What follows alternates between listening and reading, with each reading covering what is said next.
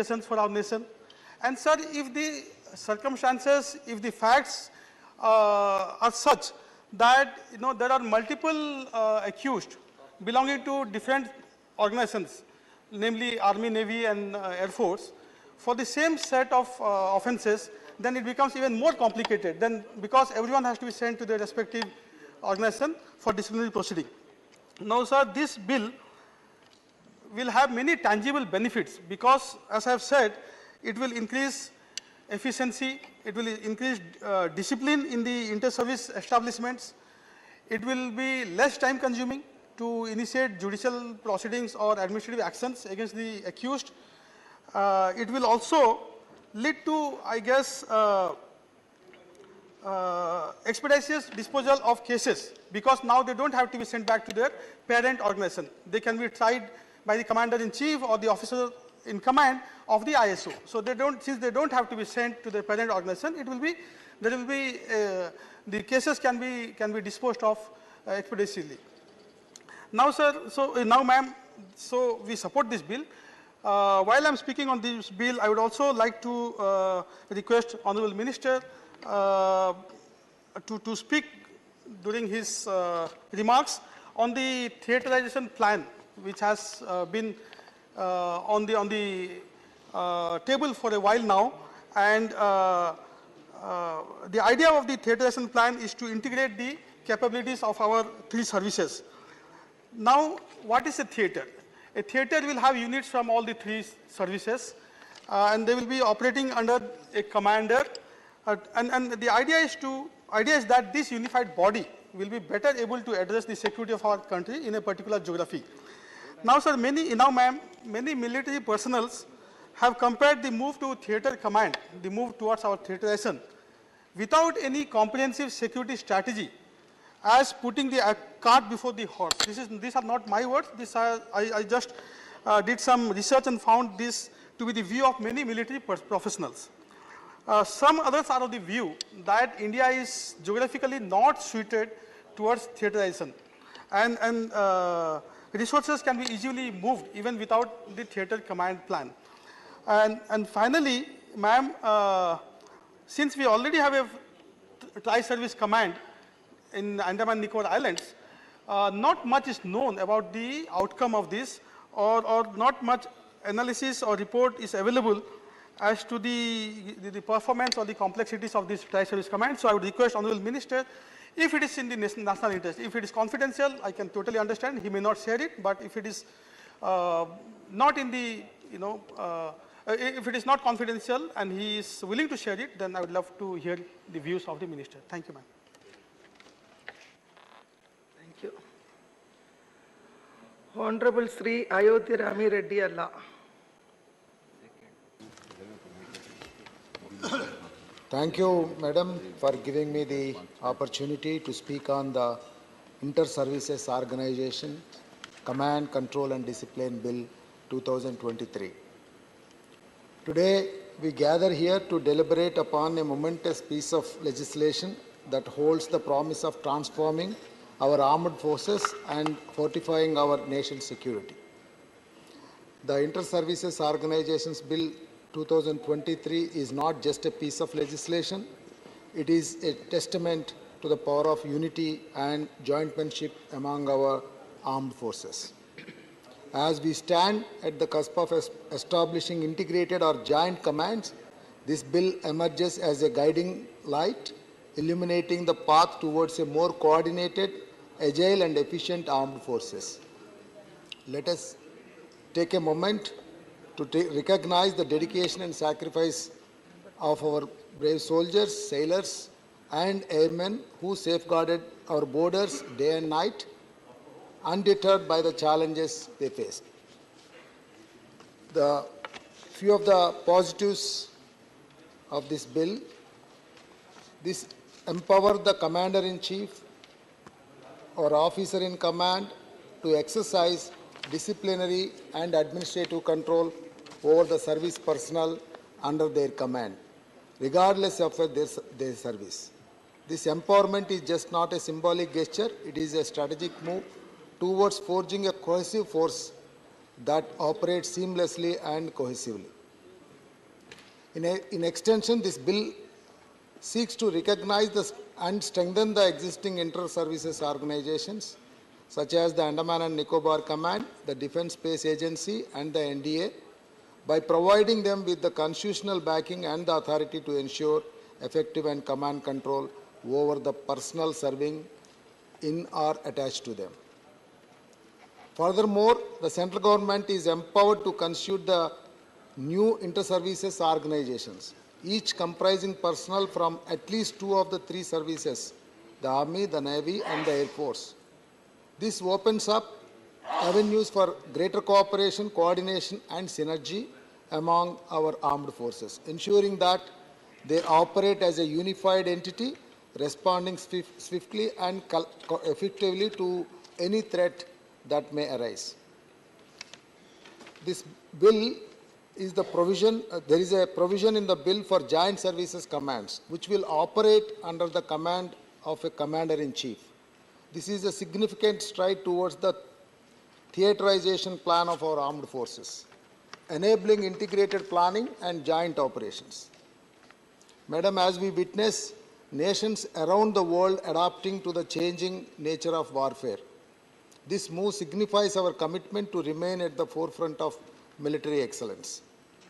So, few suggestions, Madam, as we lend our support to the ISO Command Control and Discipline Bill 2023, we have few suggestions to offer to the Union Government to consider. These suggestions aim to further strengthen our defense capabilities and enhance the security of our nation. The integration of entire marine system. As we recognize the importance of the maritime response to neighboring nations, it is crucial to integrate all aspects of the marine system. This includes not only naval support, but also marine merchants, fisheries and trade capacities. A coordinating body at the apex level can assist in seamless integration and cooperation among these sectors, fostering a holistic and comprehensive approach to maritime security. Also, in an era of evolving threats, it is imperative that our armed forces adapt to the changed nature of warfare. Modern-day wars demand simultaneous operations across land, sea, and air, requiring a well-coordinated, multi-pronged strategy. The incorporation of net-centric operations, information warfare, cyber attacks, and the consideration of nuclear warhang is vital to address contemporary security challenges effectively. In conclusion, I stand before you to lend my wholehearted support to this transformative legislation bill. Thank you.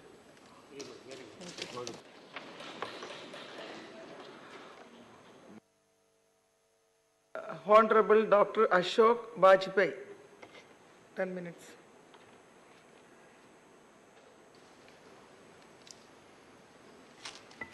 माननीय उपसभापति जी, ये अंतर सेवा संगठन विधेयक 2023 इस पर बोलने का आपने अवसर दिया, उसके लिए आपका बहुत बहुत आभार।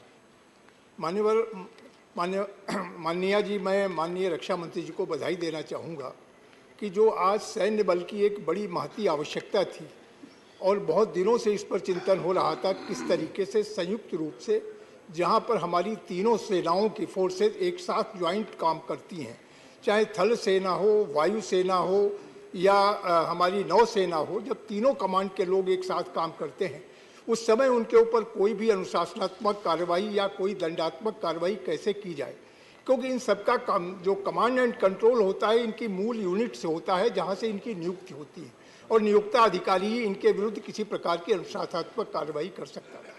ये कठिनाई आती थी और उसके लिए बार बार उनको उस अपनी यूनिट में जाना होता था जहां उनके विरुद्ध कोई प्रशासनिक या अनुशासनिक कार्रवाई प्रचलित होती थी। काफ़ी लंबा समय लगता था उस कार्रवाई में और काफ़ी महंगी हो जाती थी वो कार्रवाई और उस पर समय से वो कार्रवाई नहीं हो पाती थी या वो कंट्रोल जो होना चाहिए था जहां हमारी संयुक्त कमान काम कर रही हैं वहां पर जो भी कमांडिंग ऑफिसर होता था या ऑफिसर कमांड जो होता था उसको भी तीनों सेनाओं के अलग अलग यूनिटों के ऊपर कंट्रोल करना एक कठिन काम होता था। उसके लिए कई संवैधानिक अधिकार या शक्तियां उसके पास नहीं थी, लेकिन इस विधेयक के बनने के बाद वो शक्तियां उसको प्रदत्त हो जाएंगी कि तीनों कमान जहां एक साथ काम करती हैं, मैडम अगर आप देखें अंडमान निकोबार एक तरीके से हमारा कमांड कंट्रोल, वहाँ पर तीनों सेनाएं काम करती हैं, थल सेना भी है, वायु सेना भी है और क्या नाम नौसेना भी, तीनों एक साथ वहाँ कंट्रोल होती है। एक तरीके से वो कमांड कंट्रोल एक साथ होता है। वहाँ पर यह विशेष कठिनाई अनुभव की गई कि नौसेना के अधिकारी के ऊपर अगर वहाँ का कमांडिंग ऑफिसर थल सेना का है तो नौसेना के किसी कर्मचारी के विरुद्ध कैसे कार्रवाई करेगा, या एयरफोर्स के किसी अधिकारी के विरुद्ध वहाँ थल सेना का जो वहाँ कमांडिंग ऑफिसर वो कैसे कार्रवाई करेगा। तो इसके लिए ये सोचा गया कि अंतर सेवा संगठन बनाया जाए, इंटर सर्विसेज एक्ट संगठन की जरूरत महसूस की गई और उसी के तहत ये 2014 के बाद इस पर चिंतन शुरू हुआ, विचार शुरू हुआ। लेकिन ये समस्या ये थी कि इसके ऊपर तमाम सारे स्टेक होल्डर हैं, सबकी विचार किया जाए, सबकी राय ली जाए। तो सारे स्टेक होल्डर से राय लेने के बाद इसका विधिक परीक्षण किया गया कि ताकि इसमें कोई ऐसी विधिक त्रुटि न हो जिससे जाकर के आगे चल के काम में अड़चन हो। तमाम सारे स्टेक होल्डर्स के विचार लेने के बाद, तीनों सेनाओं के गंभीर गहन अध्ययन और विचार के बाद ये सोचा गया, माना गया कि अगर इस तरह की कोई व्यवस्था बनती है तो हमारी सेनाओं में एक बेहतर अनुशासन और बेहतर काम करने की क्षमता उत्पन्न होगी और उनके मन में भी ये होगा कि अगर हम कोई अनुशासनहीनता करते हैं तो तत्काल मेरे विरुद्ध कार्रवाई हो सकेगी। लेकिन अभी तक होता था कि चाहे वो आप IMA हो, चाहे NDA हो, जहाँ पर तीनों सेनाओं के लोग एक साथ काम करते हैं, इंडियन मिलिट्री एकेडमी में भी तीनों सेनाओं के अधिकारी काम एक साथ काम करते होते, ऐसे नेशनल डिफेंस एकेडमी में भी, और इसी तरीके से जैसे अंडमान निकोबार में जहां संयुक्त कमान काम करती है वहां पर तीनों सेनाओं के कर्मी वहां पर होते हैं, अधिकारी वहां पर होते हैं। और अगर वो कोई गड़बड़ी करते हैं, कोई अनुशासनहीनता करते हैं तो ये अभी तक शक्ति वहां के कमांडिंग ऑफिसर के पास नहीं थी कि वो दूसरे कमान के किसी अधिकारी या कर्मचारी के विरुद्ध कोई कार्रवाई कर सके। और उसके लिए वो उनकी कमान को लिखते थे या उन फोर्सेस को लिखते थे जहां से वो आए हैं, और उसके बाद वो लंबी प्रक्रिया चलती थी जिसके चलते इस सारे काम में बड़ा विलंब होता था। इसलिए एक बहुत सुविचारित एक निर्णय लिया गया कि इस तरीके का इंटर स्टेट कोई संगठन बने, इंटर सर्विसेज संगठन बने, और उसी दृष्टि में ये 2023 में ये विधेयक सदन में लाया गया है। और मैं समझता हूँ इससे सेना की सक्रियता में, गतिविधियों में भी तेजी आएगी, अनुशासन अच्छा होगा, काफ़ी समय भी बच सकेगा और बाकी काफ़ी जनधन दोनों की हानि से भी काफ़ी बचत होगी अगर इस अधिविधेयक को पारित होने के बाद। हम चाहते हैं कि हमारी सेनाएं आज दुनिया की सबसे समृद्ध सेनाओं में मानी जाती हैं। उनकी दक्षता, उनकी योग्यता, उनकी सामरिक शक्ति आज दुनिया उसका लोहा मानती है। तो हमारा कमांड कंट्रोल भी उतना ही अच्छा हो और हमारी जो भी यूनिट है रक्षा संबंधी उनमें एक अच्छी व्यवस्था हो जो दूसरी सेवाओं के लिए भी एक आदर्श उत्पन्न कर सके। इसलिए इस विधेयक की मैडम आवश्यकता पड़ी। ये बहुत सारे लोग ये भी कह सकते हैं ये थिएटर कमांड बनाने की दिशा में, कोई ज्वाइंट थिएटर कमांड बनाने की दिशा में कोई कदम हो सकता है। मैडम कोई मंशा नहीं है, लेकिन ये ज्वाइंट जहां ऑपरेशन तीनों सेनाओं को एक साथ मिलकर जहां ऑपरेट करती हैं, एक साथ काम करती हैं, वहां के कर्मियों पर कैसे उन पर अनुशासन कायम किया जा सके, उनकी बेहतर सेवाएं कैसे उस संस्था को मिल सके, इसके लिए इस विधेयक की आवश्यकता पड़ी। इसका ज्वाइंट थिएटर कमांड से कोई और संबंध नहीं। हालांकि अंडमान निकोबार एक तरीके से वहां तीनों सेनाएं एक साथ काम करती हैं और एक ही कमांडिंग ऑफिसर होता है और वो कमांडिंग ऑफिसर तीनों सेनाओं के अधिकारियों कर्मचारियों को कंट्रोल करता है। तो एक तरीके से वही ज्वाइंट कमांड उसकी होती है जो थिएटर कमांड की कल्पना है। लेकिन ये बिल्कुल उससे अलग है मैम, जिसको कि हम लोग इस विधेयक के रूप में यहाँ लाए हैं। लेकिन इससे हमारी जहाँ संयुक्त सेवाएं हैं, और इतना ही नहीं, केवल सेनाओं के ही नहीं, पैरामिलिट्री के लोग भी जहाँ ऐसी सेवाओं में हमसे संबद्ध होते हैं, उनके कर्मियों के विरुद्ध भी कार्रवाई करने का अधिकार इस विधेयक के बाद हमारे कमांडिंग ऑफिसर को होगा। और कमांडिंग ऑफिसर एक वरिष्ठ अधिकारी होगा, चाहे वो सेना का होगा तो ब्रिगेडियर रैंक से नीचे का कोई कमांडिंग ऑफिसर नहीं होगा जो कमांड कंट्रोल होगा, ब्रिगेडियर से नीचे नहीं होगा। और इसी प्रकार से एयरफोर्स, नेवी और दूसरी भी सेवाओं के जो पैरेलल ऑफिसर्स हैं वो भी इससे कम रैंक के नहीं होंगे। ब्रिगेडियर और उससे ऊपर के अधिकारी ही कमांडिंग ऑफिसर होंगे जो इस तरीके की कार्रवाई उनके विरुद्ध अनुशासनात्मक कार्रवाई कर सकेंगे।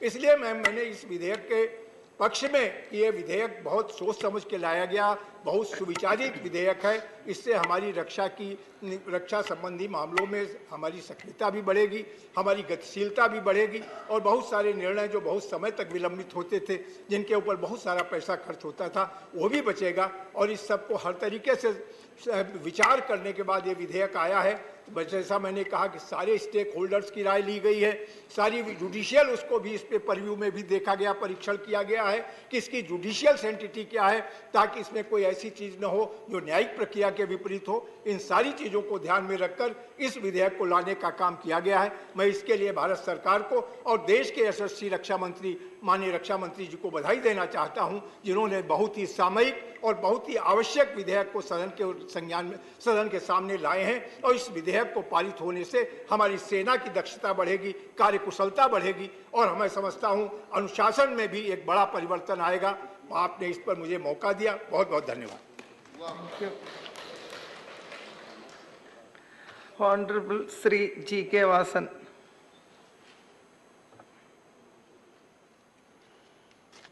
Very important bill brought by our Honorable Defence Minister at the right needed time, Madam. I congratulate the Honorable respected Minister for this bill.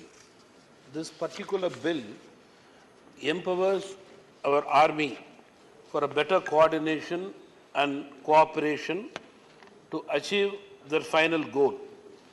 Many laws in this bill have been amended. Many laws have been taken away, which is not necessary. Working together as a unit is very important in the three forces which this bill has achieved. Madam, this bill seeks to empower the Commander-in-Chief or Officer in Command of Inter-Services Organization to exercise disciplinary or administrative control over the service personnel under their command. There are 3-4 important aspects in this. One is inter-service organization. 2, control of inter-service organization. 3, other forces under central government. 4, Commander-in-Chief, he will be empowered to exercise all disciplinary and administrative powers vested. 4, Commanding Officer. The bill provides for a commanding officer who will be in command of unit of ship of establishment. The officer will also perform duty assigned by the Commander-in-Chief or office in command of the inter-service organization. This is the crux of the bill, ma'am. Everybody are given the subject in detail. I had only conclude by telling regarding indiscipline, which has to be corrected. Minister has been very categorical in bringing this bill, and I am sure this will stop indiscipline and bring more unity, and this is a milestone in our defense sector, madam. With this, I support this bill. Thank you very much.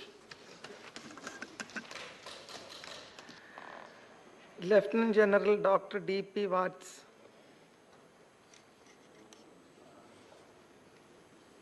Thank you very much, Sabhapati ji, for permitting me to speak on such an important bill. First, I thank the Honorable Defence Minister and our यशस्वी प्रधानमंत्री कि वो ना तो समस्या को टालते और ना उसको पालते। ये बहुत पुरानी नीड ऑफ द आवर थी। आई विश के सुनने के लिए हमारे अपोजिशन के ऑनरेबल एमपीज़ भी होते यहाँ पे, क्योंकि समस्या बहुत पुरानी है, जिसका मैं बाद में जिक्र करूँगा। एक बात ज़रूरी है, जैसा कि बताया मेरे से पूर्व वक्ताओं ने, कि ये एक एनेबलिंग एक्ट है।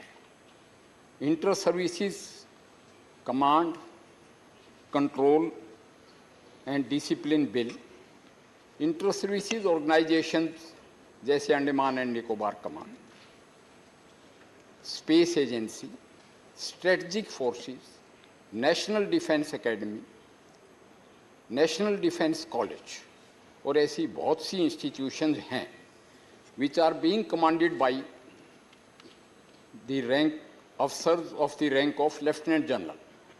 And these are tri-services institutions. मगर उनके पास अख्तियारात, पावर्स नहीं है, discipline powers and administrative powers. तो बगैर डिसिप्लिन और बगैर एडमिनिस्ट्रेटिव पावर के उनकी इफेक्टिविटी नहीं होती.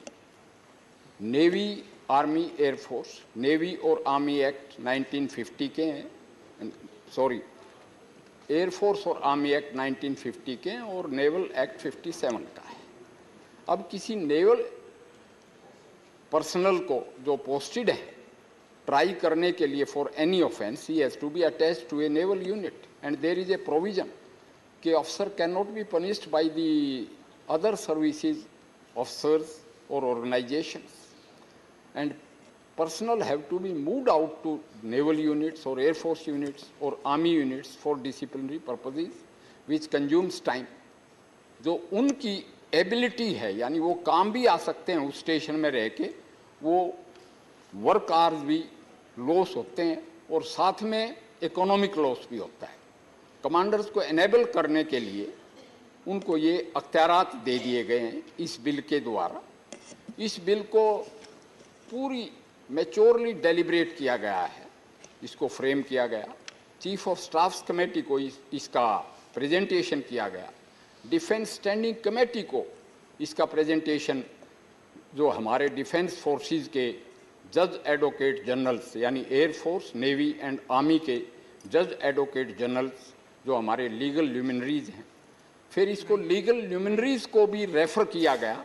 और फाइनली इसकी framing of the language and all legal aspects were done under the supervision of Ministry of Law and Justice.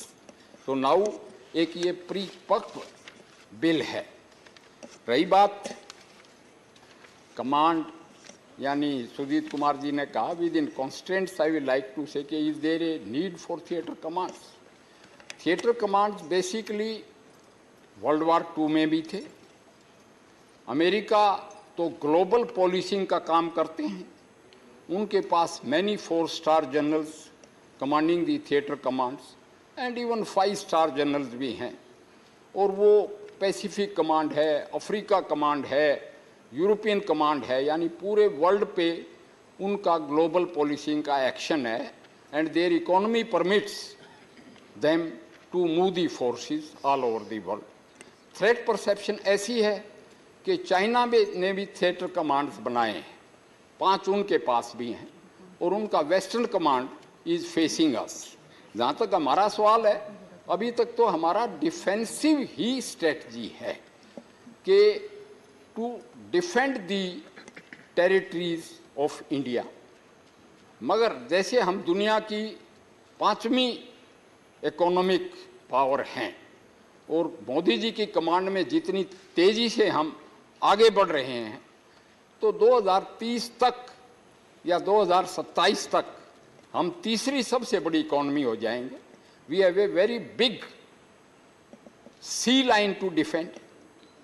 Asia Pacific we have a role. We are members of Quad also. Under these situations we may also have to follow the steps what superpowers have. Therefore, we should not look in a very limited way towards our territories also. It has also been brought out that government with specific notifications, though we are not creating a command, means theatre command just now, but it is enabling, it is certainly a platform for the constitution, because it will be a decision of the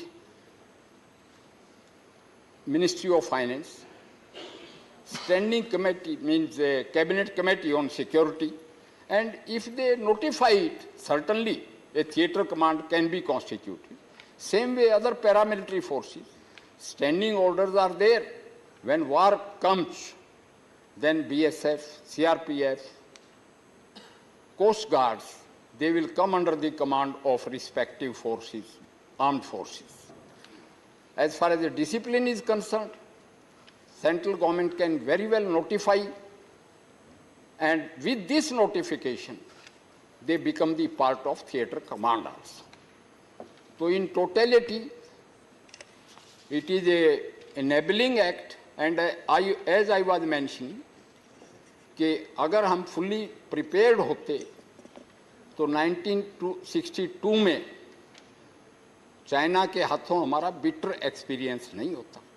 अब हमारी forces Himalaya की चोटियों पे खड़ी हैं, उनके प्लेटू को overlook कर रही है, और बहुत अच्छे अच्छे रास्ते बना लिए गए हैं बॉर्डर रोड्स द्वारा। यानी कि we are fully prepared, we are a nuclear powered nation, and we need to grow.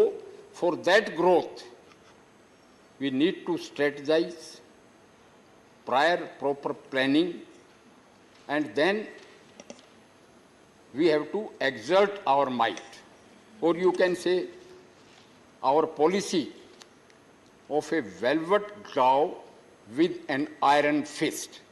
If we are not strong, then people will not acknowledge our might. Though we want peace in the world, वसुंधराय कुटुंबकम मोदी जी का नारा है, मगर उसके लिए हमें ताकतवर होना पड़ेगा, और उस ताकत के लिए एनेबलिंग बिल्स की बहुत ज़रूरत है कि ये एक्ट बन के वजूद में आए और फोर्सेस का डिसिप्लिन चुस्त दुरुस्त और मजबूत हो। Thank you very much for giving me time. I support this bill. Honorable Sri V. Vijay Reddy. Thank you, Vice Chairperson, Madam. Madam, on behalf of my party and my leader, Y.S. Jagannath Reddy Garu, rise to support this bill. And we support this bill. This bill seeks to rectify the crucial blockages in inter-service organization, and hence we support this bill, Madam. I would like to make three suggestions to the Honorable Defence Minister on the overall military reforms in this regard. Madam, the first point number one is low defence spending. India was the third largest spender in absolute terms, absolute monetary terms, when compared to USA and China, after USA and China. Madam, because China's economy is very large economy, and it implies that it spent 3.5 times over India.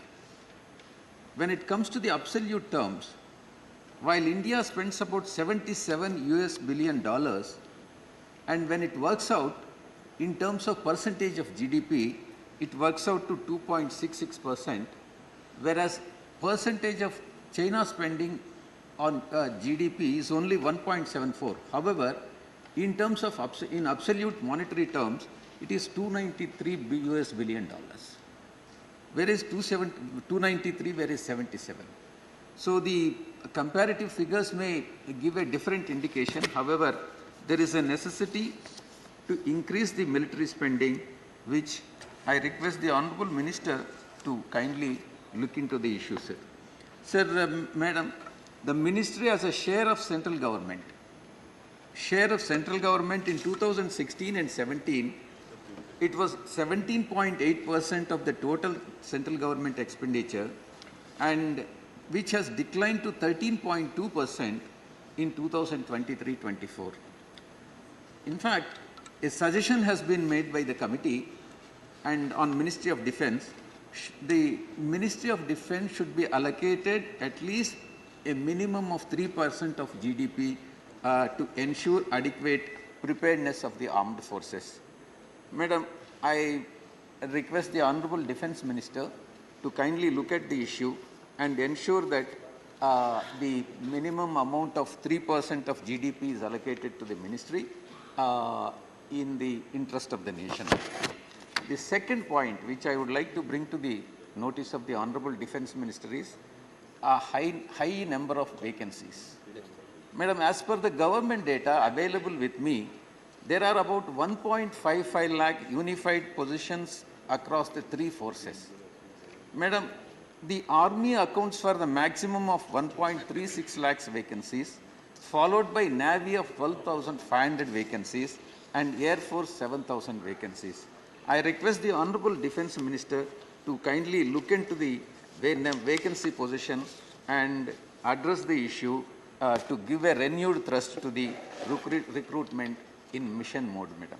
The third point which I would like to bring to the notice of Honorable Defence Minister is absence of national security strategy, which has long impeded tri-service integration.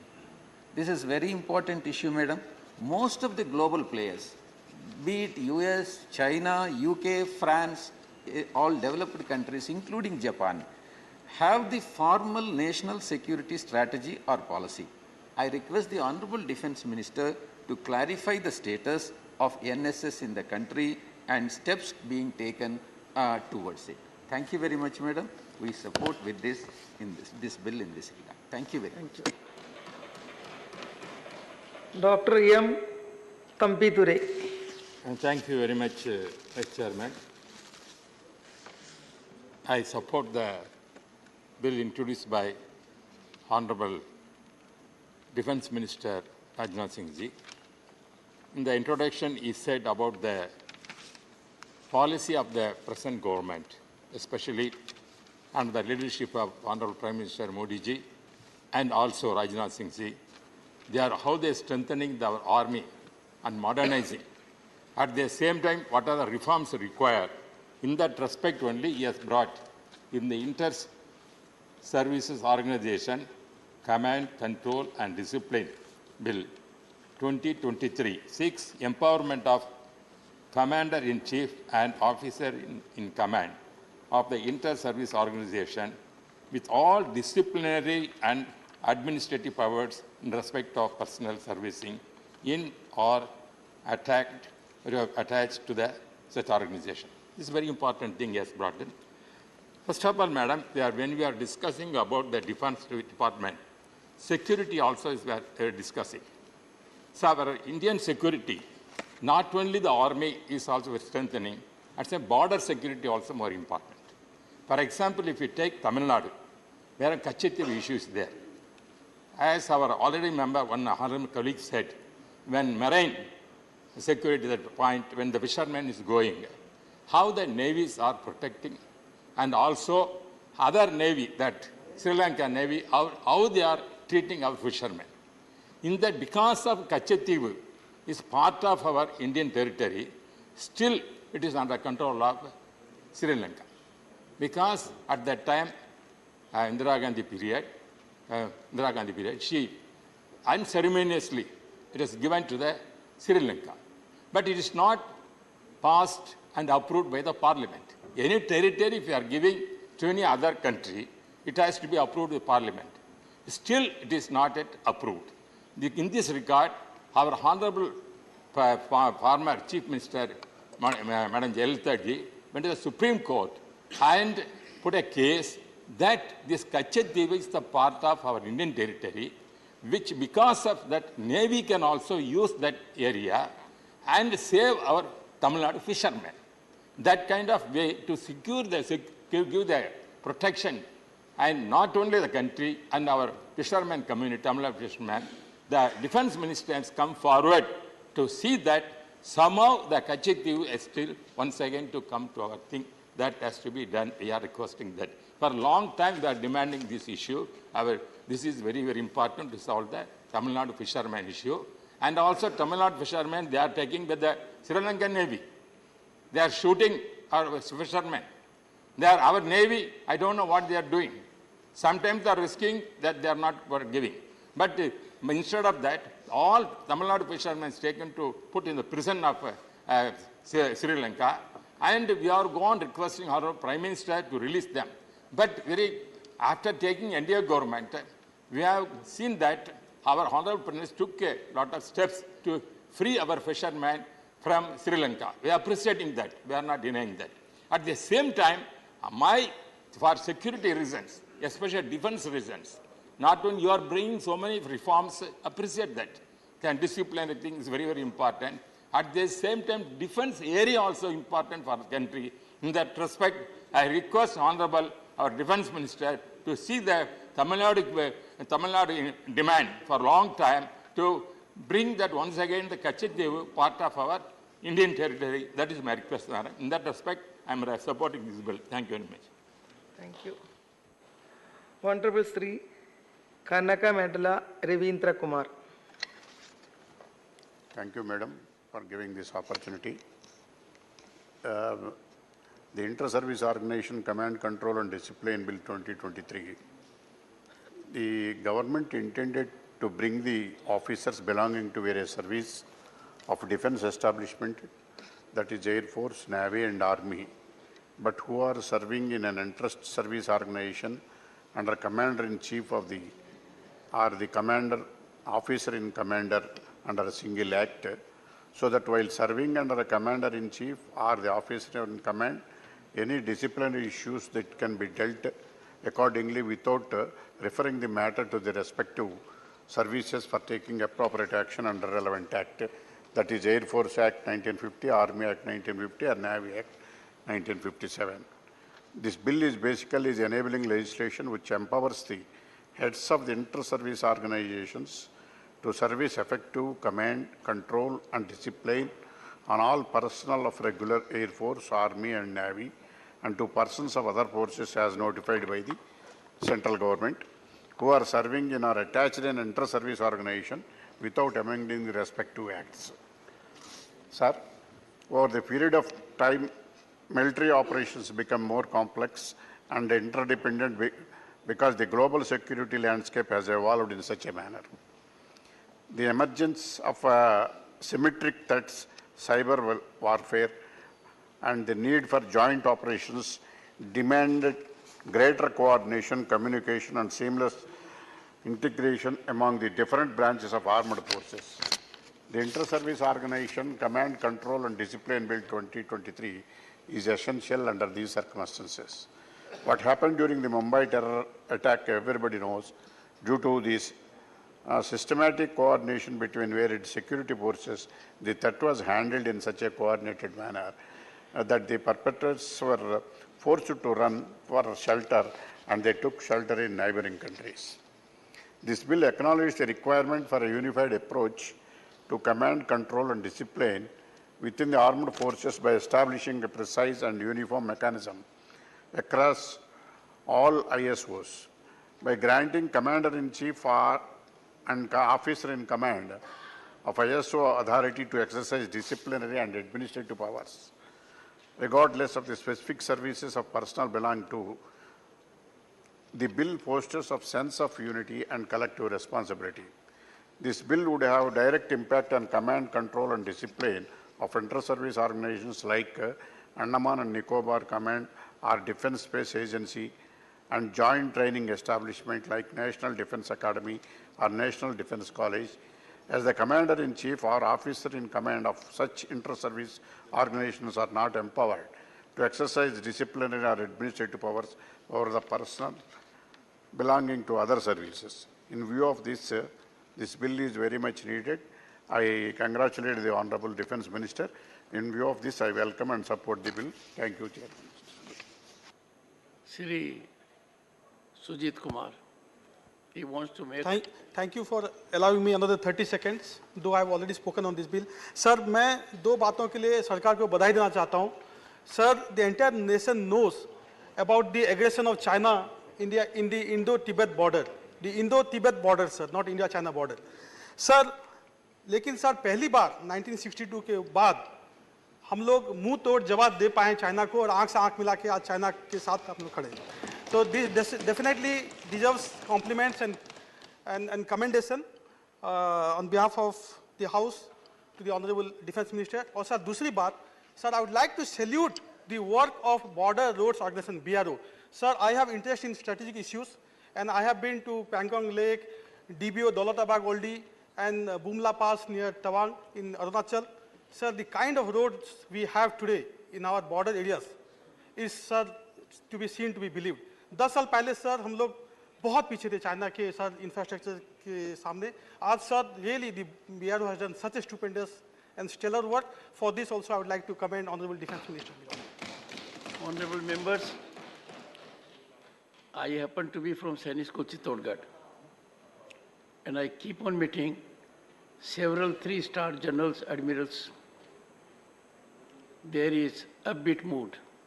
The Honorable Raksha Mantri's contribution is so impactful, so massive, making the nation proud, and I'm so glad you took time again and reflected on this. Shri Kamakhya Prasad. Thank you sir, मेरे को बोलने का अवसर दिया। मैं inter services organisation command control and discipline bill 2023 पर बोल रहा हूं और मैं इस सपोर्ट में खड़ा हूं। मैं ऑनरेबल रक्षा मंत्री श्री राजनाथ सिंह जी को धन्यवाद देता हूं। क्या ये जो interdisciplinary services organisation command bill लाया, इसके लिए वो बहुत दिन से सोच भी रहा था और अभी वास्तव में आ रहा है। Honourable prime minister Narendra Modi ji का टाइम पे ये हम लोग का जो सम्मान था, ये सम्मान पूरा वर्ल्ड में बढ़ा है। केवल पॉलिटिक्स में नहीं, पूरा ऑल साइड, स्क्वायर साइड में ऑनरेबल प्राइम मिनिस्टर का टेन्योर में ये बढ़ा है और उसमें ऑनरेबल राजनाथ जी का बहुत बड़ा एक रोल भी रखा है। सर, हम लोग जानते हैं कि आज टाइम का हिसाब से जैसे डिफेंस सेक्टर में जो परिवर्तन आया है वो सराहनीय है और अभी हम लोग जानते हैं कि आज जैसे डिफेंसिव एक मूड में रहता है कंट्री, अभी एक ऑफेंसिव मूड में भी आया है और विभिन्न समय में इसको हम लोग देखने के लिए मिल रहे हैं। सीडीएस जो पोस्ट था, ये सीडीएस क्रिएट हुआ है। सीडीएस क्रिएट होने के बाद इंटर डिसिप्लिनरी सर्विस में भी तो एक आर्मी, नेवी एंड मिलिट्री में एक जो तालमेल है, ये तालमेल बहुत सुंदर हुआ है, हम लोग को देखने मिला है। और टाइम का हिसाब से थिएटर कमांड का भी जो थ्योरी अभी वास्तव में हो रहा है, उसको भी हम लोग देख रहे हैं। सर, मैं डिफेंस कमेटी में रहते हुए देखा, डिफेंस सेक्टर में जो व्यवहार में जो परिवर्तन आया है, ये किसी टाइम से सबसे ज़्यादा है। ये आत्मनिर्भर भारत बनाने का जो थ्योरी है, ये आत्मनिर्भर भारत थ्योरी को वास्तव में रूपायित करते हुए मिसाइल हो या बंदूकें हो या तोपे हो, इसमें जो चेंजेस लाया है और तीनों सर्विस में, एयरफोर्स, नेवी और मिलिट्री में जो तालमेल, आपसी तालमेल है, इसको जितने बढ़ाने का काम किया है, मैं रक्षा मंत्री जी को इसके लिए धन्यवाद देता हूं। और देख रहा हूं क्या तीनों सेना, तीनों फोर्सेस में एक अच्छा सा तालमेल होने के बाद ये ऑफेंसिव से डिफेंसिव से ऑफेंसिव, जैसे रक्षा मंत्री जी विभिन्न मीटिंग में सेमिनार में भी बोलते हैं, इसमें बोला है, इसको वास्तव में कार्यान्वित हुआ है। और अभी जो inter services organisation command control discipline आया है, इसमें खाली डिसिप्लिन का मैं जितना दिन हम लोग देखा है, ये तो डिसिप्लिन है, फिर भी इसमें इंटर सर्विस में इनका जो तालमेल है, इसको रखने के लिए जो बिल का प्रावधान क्या है, ये मैं चाहता हूँ तीनों बिल से थोड़ा अलग तो नहीं है, लेकिन तीनों बिल को समाहित करके ये लाया है। और कमांड में जो आर्मी कमांड है, आर्मी कमांड का आर्मी का ऊपर में भरोसा और ज़्यादा बढ़े, इसका भी व्यवस्था किया है। ऐसे उनका रिमार्क्स, ओपनिंग रिमार्क्स में ऑनरेबल रक्षा मंत्री ने पूरा बोल ही दिया। मैं चाहता हूं क्या इन फ्यूचर जैसे आत्मनिर्भर भारत क्या है, डिफेंस में हो या एयरफोर्स में हो या मिलिट्री में, डिफेंस सेक्टर में जो किया है, ये सबसे अच्छा लगा, क्योंकि भारत का भी जो सामान वह इंडिया में ही बन रहा है। जो अलग है, जो नहीं मिलता है वो बात अलग है, लेकिन आत्मनिर्भर भारत का जो कॉन्सेप्ट ऑनरेबल प्राइम मिनिस्टर ने सोचा था, वो डिफेंस मिनिस्टर ने लाया। और यंग ऑफिसर्स के बीच में इनका जो कॉन्फिडेंस है, मैं देख रहा हूँ और चाहता हूँ कि सैनिक स्कूल बढ़ाने का भी व्यवस्था किया है। ये स्कूलिंग टाइम से सैनिक स्कूल का जो चिंतन है और इसका स्टेज में और ज़्यादा बढ़ाने का जो व्यवस्था किया है, मैं रक्षा मंत्री को धन्यवाद देता हूँ। क्या फ्रॉम वेरी अर्ली स्टेज आदमी को इसमें इसका ऊपर में भरोसा भी होगा। और जो अभी विभिन्न हम लोग का स्टेट्स में हो या में जो फोकस कर रहे हैं आर्मी का ऊपर में, ये भी अच्छा है। इंटर सर्विस ऑर्गेनाइजेशन में पूरा बिल में इसका विस्तृत विवरण है, इसलिए मैं बिल पे नहीं जा रहा हूँ। इसका थीम में statements of objects and reasons, और इसमें रक्षा मंत्री जी ने बोला है, सर ये बात है क्या आदमी का मन में जो आर्मी का फोर्स का ऊपर में जो भरोसा था, वो भरोसा बढ़ा है। और इंटर सर्विस इसमें इनका इंटर सर्विस तीनों फोर्स में जैसा इनका मानसिकता है, इसको चेंज हो जाएगा और फ्यूचर में एक सबसे बड़ा, सबसे विश्वगुरु जैसे बन रहा है, सबसे बड़ा मिलिट्री फोर्स में रूपांतर होगा, विश्वास रखता हूँ। Thank you sir. Shri Rajnath Singh to reply the discussion. सभापति महोदय, सबसे पहले तो मैं धन्यवाद देना चाहता हूं इस सदन के सम्मानित सदस्य श्री सुजीत कुमार जी का, अयोध्या रामाराव जी रेड्डी का और श्री अशोक जी वाजपेयी का, जी के वासन जी का, लेफ्टिनेंट जनरल डॉक्टर बीपी वत्स का और डॉक्टर वीके साई रेड्डी जी और एम थम्बेदुरई जी और कामाख्या प्रसाद जी का। इसलिए बधाई देना चाहता हूं कि इन लोगों ने इस बिल का यहाँ समर्थन किया है, वहीं पर जो कुछ भी सुझाव आवश्यक थे वह सुझाव भी उन्होंने दिया है। मैं अपनी बात रखने के पहले जो बातें सुजीत कुमार जी के द्वारा की गई हैं उस संबंध में बातें रखना चाहूँगा। थिएटराइजेशन के संबंध में इन्होंने हमारे विचार जानना चाहा है। मैं समझता हूँ कि थिएटराइजेशन एक अलग सब्जेक्ट है और इस संबंध में अभी कुछ कहना या प्रीमेच्योर होगा, लेकिन इतना मैं जरूर आश्वस्त करना चाहता हूँ कि यदि थिएटराइजेशन होता है तो यह हमारा जो एक्ट है तो एक सामान्य नोटिफिकेशन के द्वारा, एक सामान्य अधिसूचना के द्वारा यह जो है हमारा जो थिएटर कमांड होगा उस पर भी यह प्रभावी होगा, यह मैं जानकारी देना चाहता हूँ। और हमारे रामा रेड्डी जी ने मैरीटाइम सिस्टम और एजेंसी के क्लोज कोऑर्डिनेशन की बात उन्होंने कही है। मैं इतना आश्वस्त करना चाहता हूँ सदन को, सभापति महोदय आपके माध्यम से, कि हमारा मैरीटाइम इंटरेस्ट पूरी तरह से प्रोटेक्टेड है। इस सदन को कोई चिंता करने की कोई आवश्यकता नहीं है। और यह भी मैं आश्वस्त करना चाहता हूं कि हर प्रकार के वारफेयर के लिए हम पूरी तरह से तैयार हैं और यह तैयारी का सिलसिला लगातार आगे बढ़ता ही जा रहा है। यहाँ पर हमारे रेड्डी साहब ने कुछ और बातें कही हैं। वह कही है उन्होंने जनरली सपोर्टेड लो डिफेंस स्पेंडिंग के बारे में कहा है और वैकेंसीज इन आर्म फोर्सेस के बारे में कहा है और नेशनल सिक्योरिटी स्ट्रेटजी के बारे में कहा है। मैं पहले भी कह चुका हूं सभापति महोदय और फिर से मैं अपनी बात को यहां पर दोहराना भी चाहता हूं कि भारत की सुरक्षा और आत्मसम्मान की रक्षा के लिए वित्तीय संसाधनों की हम किसी भी प्रकार की कोई कमी नहीं आने देंगे। और यहां पर बल्कि मैं कहना चाहता हूं जितने वित्तीय संसाधन उपलब्ध हैं उसके अंतर्गत हमारा जो टारगेट है उस टारगेट को अचीव करने के लिए इन्हीं संसाधनों के अंतर्गत ही हम लगातार काम कर रहे हैं। 3 to 4% ऑफ जीडीपी की जो बात कही जा रही है, मैं समझता हूं कि इसकी कोई आवश्यकता नहीं है। 3 to 4% ऑफ जीडीपी ही क्यों, आवश्यकता पड़ी तो 5%, 6% ऑफ जीडीपी भी इस देश की सिक्योरिटी के लिए और हमारी डिफेंस के लिए खर्च किया जा सकता है। वैकेंसीज को भरा जाना एक कंटिन्यूअस प्रोसेस है और लगातार इस समय भर्ती चल रही है। और नेशनल सिक्योरिटी स्ट्रेटजी का जहां तक सवाल है, मैं सदन को आश्वस्त करना चाहता हूं कि नेशनल सिक्योरिटी स्ट्रेटजी के संबंध में भी एप्रोप्रिएट लेवल पर इस समय हमारे यहाँ काम हो रहा है। अभी तक यह स्ट्रेटजी बन नहीं पाई थी, एक कम्प्रहेंसिव स्ट्रेटजी जो होनी चाहिए नहीं बन पाई थी, लेकिन उस पर फिलहाल काम चल रहा है। थम्बेदुरई जी ने कुछ चीज़ें जानना चाहा है। एक तो सपोर्ट किया है इन्होंने इस बिल का, इसके लिए मैं धन्यवाद देना चाहता हूं। और ये उन्होंने एक तो फिशरमैन की बात उठाई है और island handed over to Sri Lanka should be brought back की बात कही है और Tamil Nadu system being start by Sri Lankan navy या कुछ ऐसा कही है। मैं इस संबंध में माननीय सदस्य को यह मैं बतलाना चाहूँगा कि इंडियन नेवी भारतीय फिशरमैन की सुरक्षा और हितों की रक्षा के लिए सदैव मुस्तैद है और हमारी फोर्स, हमारी नेवी उस दृष्टि से काम कर रही है। सभापति महोदय, जहाँ तक वारफेयर का प्रश्न है, वारफेयर का स्वरूप बदलता रहता है समय समय के अनुसार। अब क्योंकि वारफेयर अब कन्वेंशनल नहीं रह गया है, ये हम सभी जानते हैं, बल्कि वारफेयर टेक्नोलॉजी व नेटवर्क सेंट्रिक यह होता जा रहा है। अतः यह आवश्यकता है कि जो हमारे नए चैलेंजेस हम लोगों के सामने आ रहे हैं उनका सामना करने के लिए हमारी सेनाएं, चाहे वो आर्मी हो, नेवी हो, एयरफोर्स हो, उनके अंदर की बेहतर कोऑर्डिनेशन होना चाहिए, बेहतर तालमेल होना चाहिए। इसी बात को ध्यान में रखकर ही यह बिल सदन में लाया गया है। तीनों सेनाओं के पर्सनल्स आपस में एक साथ मिलकर काम करें और तीनों सेनाओं के मिलने से ही इंटर सर्विसेज ऑर्गेनाइजेशन बनता है।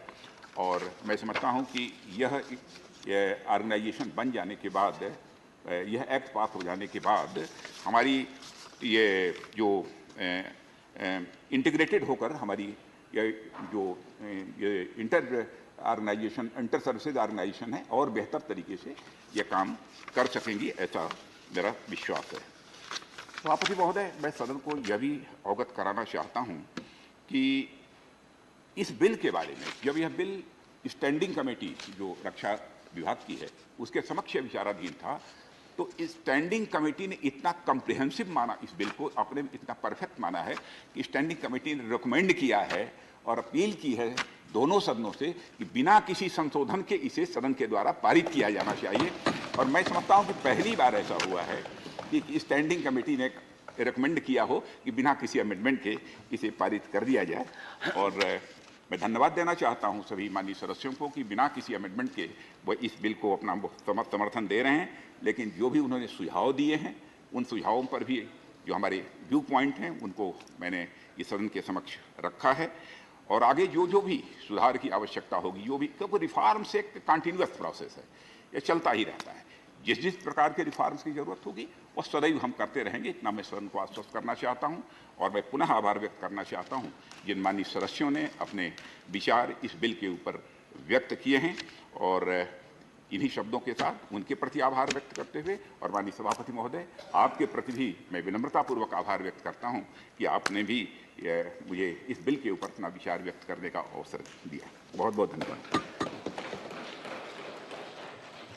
The question is that the Inter-Services Organizations Command, Control and Discipline Bill 2023 as passed by Lok Sabha be taken into consideration. Those in favor will please say aye. Aye. Those against will please say no. I think the ayes have it, the ayes have it, the ayes have it, the motion is adopted. We shall now take up clause by clause consideration of the bill. Clauses 2 to 15 stand part of the bill. Those in favor will please say aye. Aye. Those against will please say no. I think the ayes have it, the ayes have it, the ayes have it. Clauses 2 to 15 are adopted. Clause 1, the enacting formula and the title stand part of the bill. Those in favor will please say aye. Aye. Those against will please say no. I think the ayes have it, the ayes have it, the ayes have it. Clause 1, the enacting formula and the title are adopted. Shri Rajnath Singh to move that the bill be passed. आदरणीय सभापति महोदय, मैं इस विधेयक को पारित करने का प्रस्ताव करता हूं। Motion moved that the bill be passed. The question is that bill be passed. Those in favor will please say aye. Aye. Those against will please say no. I think the ayes have it, the ayes have it, the ayes have it. The bill is passed.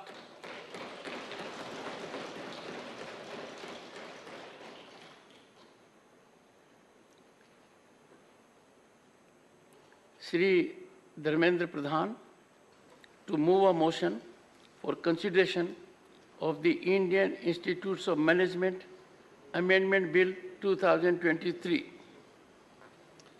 Honorable Chairman, sir, with your kind permission, I rise to move that the bill further to amend the Indian Institute of Management Act 2017 as passed by Lok Sabha on 4th August 2023, listed in today's revised list of business or serial number 7B, to be taken into consideration. Motion moved. I now call upon the members whose names have been received for participation in the discussion. Dr. Amar Patnaik, time allotted 8 minutes. Thank you, Chairman, sir. Sir, I would like to first of all, welcome the introduction of this bill. I think this was necessary, considering the fact that the original Act of 2017 had basically tried to give academic autonomy to all the IIMs. The IIMs have been perceived to be institutes of preeminent importance in our country, national importance, and in fact, in some ways, across the globe. They had very high rankings. Some of the IIMs featured in the top 50. The current bill which has been brought in essentially has two parts. One part is to give is to upgrade the National Institute of Industrial Engineering Mumbai into an Indian Institute of Management Mumbai. I support this particular upgradation. At the same time, I could probably recommend to the Honorable Minister if instead of only looking at public sector institutes, if it is possible to also upgrade some other institutes of importance in states with private participation or joint state and central government participation, so that we would have more number of institutes in the country and the management education ecosystem will spread across the country and will not get limited to only state capitals or in some cases important cities of the country. It is important that rural people of India, agro management, agroforestry management, these are issues which should be taken up by management institutes also and not necessarily only business management. This is the interdisciplinarity that India can actually bring in, which the foreign institutes of management do not have. Now, the second part is basically consisting of 5 important amendments, and these amendments I will refer to one by one. The first one is relating to Section 10 of the Principal Act. The Section 10 of the Principal Act, it talks about the President of India shall be the visitor of every institute. This is an insertion which has been made, and I wholeheartedly support this because I think all the Indian institutes of technology which have equal amount of stature in the global arena also have the president as the visitor. So I think this was necessary. While this particular bill, this particular insertion is welcome, I would also like to refer to the insertion of 10A2, subclause 2. The visitor may appoint one or more persons to review the work and progress of any institute and to hold inquiries into the affairs thereof and to report thereon in such manner as the visitor may require or may direct. Why this has come up? This has come up, Honorable Chair, because the existing situation in the Indian Institutes of Management after the 2017 Act, which gave them complete freedom, operational, financial, academic, all kinds of freedom, they did not really institutionalize the kind of protocols required to deserve that kind of autonomy. I will refer to one of their very celebrated ex-directors of IIM Ahmedabad, Dr. Bakul Dholakia. In an interview, he said, the IIM Act mandated an independent review of each institute every 3 years. I'm talking about the 2017 Act, which was to be conducted by eminent independent individuals who could objectively evaluate the institute's overall performance. The IIM Act specifies that the review report must be presented to the board and after its approval should be placed in the public domain. The idea is that the board, the director would be responsible to the board and the board would be responsible to the public because after all, many of these IIMs are completely funded by the government. There has to be some amount of accountability. But he himself states, however, in last 6 years, only IIM Bangalore has conducted such a review. And therefore, I support the insertion of 10A2, which says that the president may appoint one or more persons to review the work in progress. However, I would like to add a word of caution here. The word of caution is, I think the review of work in progress should be in areas other than academic and research-related matters, because I think there the interference should be minimum unless the person who is reviewing is also an expert in that particular domain. I believe that autonomy and accountability go hand in hand. If you want autonomy, you also have to be accountable, which was not happening, and therefore this bill is welcome. Inefficiency of the existing grievance redressal procedure and breakdown of the governance structure in the IIMs resulted in this particular introduction of these amendments in the original 2017 Act. However, as I said, while under-regulation is bad, over-regulation, which might lead to interference, is worse, far worse. So I think we have to be careful about this. The history has, however, revealed, and this is what Dr. Dholakia says, that government intervention in the IIM affairs has been very minimal. And this is really welcome. I hope this particular trend will continue despite the new introduction of a visitor and a committee to look after the affairs in terms of reviewing their performance from time to time. Then I'll come to the next section, section 16 of the Principal Act, which has been amended at subsection 3. It says that the director shall be appointed out of a panel of names recommended by a search-cum-selection committee to be constituted by the board consisting of XYZ. Now, the point here is, what has happened was that such a procedure already existed, but there was completely, it's a kind of inbreeding that was happening. There was nobody from outside. Now the president will be able to appoint somebody into the search and selection committee, which is welcome. I could again give a suggestion to the Honorable Minister here, since he is present here, that this process should not, however, be longer than the previous system. Would it be possible that the existing board, some of the members could be designated who will act as the search and selection committee, recommend a panel of names to the government of India, to the president, who will do the selection, in which case the process may become faster. The next point is relating to the committee of certain experts believe that the IIMs are public institutions answerable to the people of India, and the bill will ensure they do not turn into private fiefdoms, which is what I explained just now. But there is also a belief that will there be unnecessary interference? The bill, however, precludes this possibility by ensuring that the president is at the helm of affairs while directing any kind of inquiry. Earlier, the inquiry is being ordered by the board itself into its affairs, there was definitely a conflict of interest. So I think the amendments are more or less in order. Only thing I would now hope that in 2009-10, IIM Ahmedabad ranked 11th in the Financial Times rankings for the one-year program and 41st in the economic rankings for the second two-year programs. However, its current rankings have declined to 51 in FT rankings, from 11 to 51, and 41 has become 99 in economist rankings. With these changes and with kind of an affirmative intervention into the scheme of things, and with under the direction of Honorable Minister, I am sure the rankings will improve and the ecosystem will improve.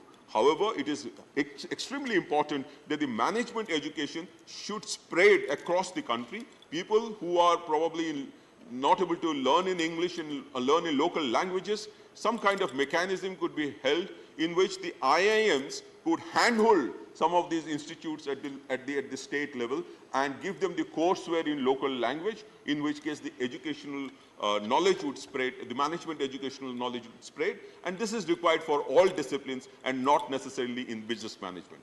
With these, I support the bill, commend the minister and commend the government for bringing in these changes. Thank you so much, sir. धन्यवाद doctor Amar Patnaik ji.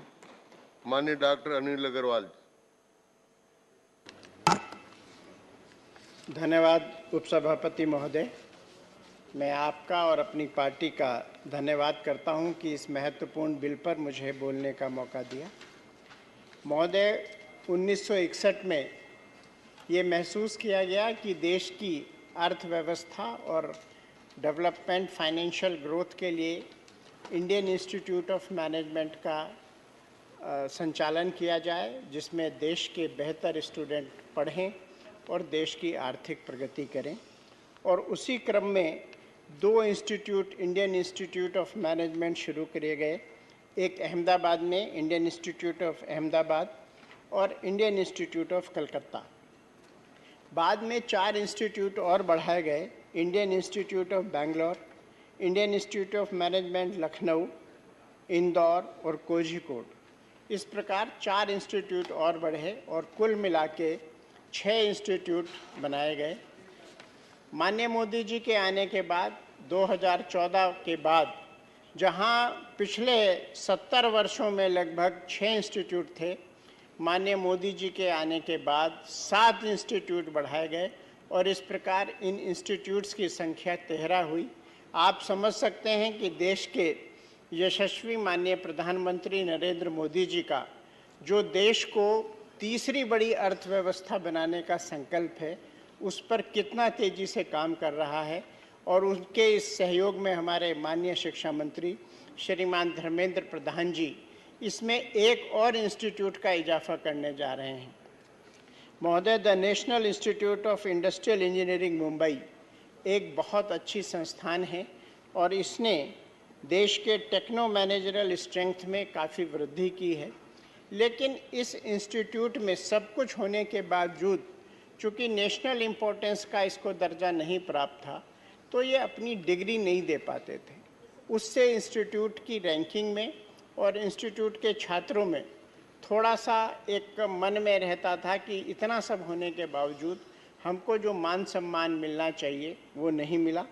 इसलिए इस bill के माध्यम से उसको national institute of industrial engineering को अब ये इंडियन इंस्टीट्यूट ऑफ मैनेजमेंट का दर्जा दिया जा रहा है, जिसका मैं स्वागत करता हूं और मुझे पूर्ण विश्वास है माननीय शिक्षा मंत्री जी के नेतृत्व में ये इंस्टीट्यूट बहुत अच्छा काम करेगा।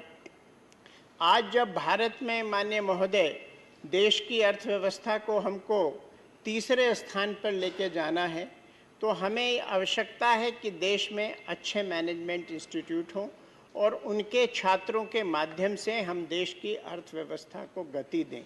और आज न केवल ए कैटेगरी के, बी कैटेगरी, सी कैटेगरी, इस प्रकार के बहुत सारे इंस्टीट्यूट हैं जो अच्छे मैनेजरियल स्किल के साथ देश के अच्छे नागरिक और अच्छे मैनेजर बना रहे हैं, जो देश की अर्थव्यवस्था में काम बढ़ाने में काम कर रहे हैं। महोदय, इस इंस्टीट्यूट में 22-23 के लिए 65 करोड़ रुपए इसको बजट दिया गया था। बाद में इसमें 80 करोड़ रुपए इस बिल के माध्यम से इसको और दिया जा रहा है और ये केवल एक बार के लिए दिया जा रहा है। अन्य वर्षों में इसकी आवश्यकता नहीं होगी। मैं माननीय मंत्री जी से एक और अनुरोध करना चाहता हूँ कि हम जहाँ इतने अच्छे इंस्टीट्यूट बना रहे हैं मैनेजमेंट के, इनको हम लोग प्रैक्टिस करने के लिए भी अलाउ करें। ये एक मेरा सुझाव है। इंडियन इंस्टीट्यूट ऑफ टेक्नोलॉजी हर क्षेत्र में बहुत सारी प्रॉब्लम सॉल्विंग का काम कर रहे हैं और उन इंस्टीट्यूट को डिज़ाइन के माध्यम से, इंडस्ट्री के प्रॉब्लम सॉल्व करने के माध्यम से उनकी बहुत सारी आय भी होती है। हमारे जितने प्रीमियर इंस्टीट्यूट हैं मैनेजमेंट के, अगर ये जो सिक इंडस्ट्रीज़ हैं या जिन इंडस्ट्री में मैनेजमेंट की प्रॉब्लम है, उनकी अगर मैनेजमेंट सॉल्विंग की प्रॉब्लम्स पे काम करेंगे तो मुझे लगता है ये एक बहुत अच्छा मील का पत्थर साबित हो सकता है मैनेजरियल स्किल्स को इम्प्रूव करने के लिए और इंडस्ट्री को ग्रोथ देने के लिए। महोदय, आज ये भी आवश्यक है कि हम अपने छात्रों को वर्ल्ड क्लास और पूरी दुनिया में स्थापित करें। उसके लिए भी दुबे जी, ये गलत परंपरा है। दुबे जी, माननीय सदस्य, जब माननीय सदस्य बोल रहे हो और उनके राशन के बीच में नहीं आना चाहिए। आप विराज पीछे बैठ जाए। धन्यवाद। कहीं बैठ जाओ। धन्यवाद उपसभापति महोदय। मैं इस चीज़ के लिए माननीय मंत्री जी का भी आभार व्यक्त करना चाहता हूं कि वो एक और वर्ल्ड क्लास इंस्टीट्यूट बना रहे हैं। आज दुनिया भर में जितने भी बड़े संस्थान हैं, जितनी बड़ी कंपनीज़ हैं, उनमें बहुत सारे चीफ एग्जीक्यूटिव अफसर जो हैं वो भारत के हैं। भारत में उन्होंने शिक्षा दीक्षा ग्रहण की है और आज भारत का नाम जो है पूरे विश्व में रोशन कर रहे हैं। महोदय, इस बिल के माध्यम से जो हमारे मैनेजमेंट इंस्टीट्यूट्स हैं, इस बिल में ही उसमें ये प्रोविज़न है, जो हमारा सेक्शन 10A था उसको 10A से रिप्लेसमेंट दिया जा रहा है और इसमें जो विजिटर है उसमें बोर्ड के स्थान पर president of India will be visitor of the institute. इसमें जो अपॉइंटमेंट का भी तरीका है वो भी पूरी तरह से पारदर्शी बनाया गया है। इसमें सर्च कम सिलेक्शन कमेटी पूरे देश भर में ये देखेगी कि कौन कौन अच्छे फैकल्टी मेंबर्स मिल सकते हैं, अच्छे मैनेजमेंट के प्रोफेसर मिल सकते हैं। उनका नाम सर्च करके भेजा जाएगा और उनमें से जो बेस्ट पॉसिबल होगा उसको हम इस इंस्टीट्यूट में बनाएंगे डायरेक्टर के रूप में, फैकल्टी के रूप में। अब इस बिल के माध्यम के बाद इस संस्था को अपनी डिग्री अलॉट करने का, डिग्री ग्रांट करने का मौका मिल जाएगा, जिससे निश्चित रूप से ये एक बेहतर कदम होगा। माननीय महोदय, आज जैसा कि मेरे मित्र अमर पटनायक जी ने भी बताया कि ग्लोबल रैंकिंग में हम लोग थोड़ा पिछड़ रहे हैं। मैं माननीय मंत्री जी से अनुरोध करूंगा कि एक बार उनकी मीटिंग करें, उनकी समस्याओं पर विचार करें और जो भी इसके लिए हो सकता है। आज आवश्यक है कि हम हिंदुस्तान में अपने जो इंस्टीट्यूट्स हैं उनकी रैंकिंग को इम्प्रूव करें। आज माननीय मोदी जी ने, माननीय धर्मेंद्र प्रधान जी ने जो पूरी दुनिया की यूनिवर्सिटीज़ हैं उन्हें भारत आने का एक मौका प्रदान किया है, लेकिन उसमें होगा ये अधिकांश इंस्टीट्यूट या अधिकांश जो यूनिवर्सिटीज़ हैं वो इनिशियल लेवल पे भारत के जो अच्छे संस्थान हैं उनके साथ कोलैबोरेट करेंगे। अपना संस्थान बनाने में उन्हें समय लगेगा। तो हमारी जो ग्लोबल रैंकिंग अगर बढ़ेगी तो ये न केवल भारत का नाम रोशन करेंगे, यहाँ के पढ़े जो लोग हैं वो भारत का विदेशों में भी प्रतिनिधित्व करेंगे और भारत की अर्थव्यवस्था को मजबूत करने में भी इसका फ़ायदा होगा। और जो यूनिवर्सिटीज़ हिंदुस्तान में आएंगी उन यूनिवर्सिटीज़ को भी एक इंफ्रास्ट्रक्चर रेडी मिलेगा। और आज भी बहुत सारे इंस्टीट्यूट जो हैं ड्यूअल डिग्री देते हैं, जिसमें स्टूडेंट कुछ समय यहाँ पढ़ते हैं, कुछ समय विदेश पढ़ते हैं। तो उस तरह के स्टूडेंट्स का जो बेटर एक्सपोजर होता है वो भी एक चल रहा है। जब यूनिवर्सिटीज़ हिंदुस्तान में आएंगी तो उसका इसमें और फ़ायदा होगा। मैं माननीय महोदय और माननीय मंत्री जी का इस एक बेहतर बिल के लिए धन्यवाद करता हूं और मैं इस बिल का पूर्ण रूप से समर्थन करता हूं। धन्यवाद डॉक्टर नील कुमार सर। माननीय Mastan Rao बीडा।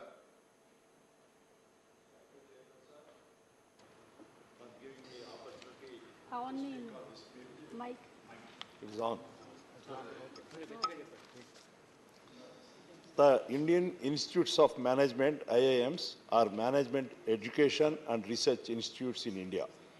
They primarily provide postgraduate, doctorate and executive education programs as well as certain other courses.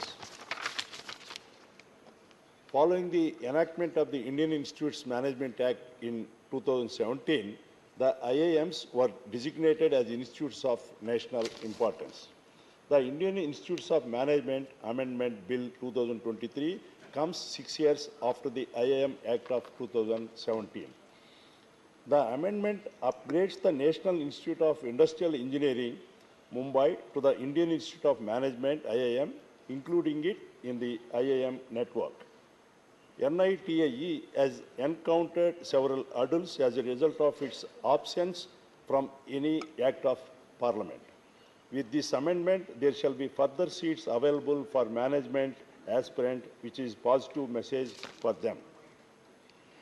Honorable President of India is designated as the visitor of each institute under the amendment. The presence of the visitor shall give further strength to the system and also a centralized system of designating persons to examine an institute's work, undertaking investigations into its operations, and take necessary action depending on the results. However, there are certain pressing issues regarding the bill which I would like to highlight. As per Section 10(2)(a) of the amendment, the President of India would be appointed as the visitor of all IIMs. The visitor is also endowed with the power to appoint one or two persons to assess the working and functioning of IIMs and provide a report on the same. Can the Minister please state the reasons and the need for appointing a visitor to IIMs, given it directly leads to curtailing of autonomy of such institutes? Can the Honorable Minister also be state as to why the visitor's prior approval is required in appointing or nominating people for the said positions? Why has the autonomy of the IIMs being taken away? We should look at the top B schools and how they function to ensure that out IIMs are able to compete at the global stage. Institutions such as Harvard, Cambridge, Oxford or Berkeley are being partially or sometimes fully funded by the government depending on the course, yet they exercise a greater degree of autonomy. Management is a course that needs specialist and institutional freedom. On the first reading, it looks like that the bill is taking back what the 2017 amendment had given to them. The bill makes no mention of the exorbitantly high fees charged by the premier institutes. The quality of education offered by the IIMs remains unmatched, but it's still a dream for students from low-income households to get enrolled in such courses. The IIM MBA fees for top IIMs such as IIM Ahmedabad, IIM Bangalore, and IIM Calcutta are the highest, ranging from 20 to 25 lakhs. While there are provisions for scholarship offered by the governments and different IIMs, many students don't have the right guidance and coaching facilities in order to land on the merit list. Can the Honorable Minister clarify if any provisions would be made regarding fees waivers for financially weaker strata of the society? If the Ministry plans on the initiating coaching facilities aimed at preparing students for CATs from the weaker sections of the society. The provisions of IIM Act of 2017 enabled the board to launch an investigation into institute if it failed to operate in compliance with the Act. Such investigations were to be carried out by a retired High Court judge. However, the bill repeals all these provisions and proposes a new inquiry mechanism. It grants the visitor the ability to inquire. Can the Minister state the reasons for doing away with the Section 17 of the Act? Can the Minister also be pleased to explain the plan of action undertaken by the visitor while investigating such cases?